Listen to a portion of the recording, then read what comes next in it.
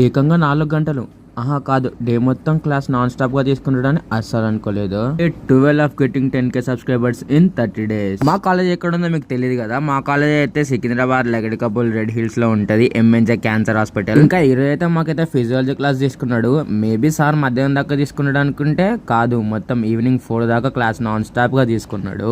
ఇంకా ఇది exam period కదా, అందుకే సిలబస్ మొత్తం కంప్లీట్ అయితే చేస్తుండు సార్. మేమైతే మార్నింగ్ 10 o'clock అయితే క్లాస్ కి ఎంటర్ అయినాం. సో 1 కి అయితే క్లాస్ అయితే అయిపోయింది. హాఫ్ క్లాస్, ఇక లంచ్ బ్రేక్. చెప్పినాగా నాకు దరిద్రం ఉందని, నా పాస్ ఎప్పుడు తొందరగా కాదు, కానీ ఈరోజు అయితే తొందరగా అయిపోయింది. 2 days తిరిగిన తర్వాత నాకైతే పాస్ అయిపోయింది. ఇంకా మధ్యాహ్నం లంచ్ బాక్స్ ఎవరు తెచ్చుకోలేదని అట్లా రెస్టారెంట్ కి అయితే పోయినాం. మాకు లక్కీ ఏంటంటే మా కాలేజ్ పక్కనే ఇంపీరియల్ రెస్టారెంట్ ఉంటది. సో ఎప్పుడు ఆకలైనా కూడా దాంట్లోకే పోయి తింటాం.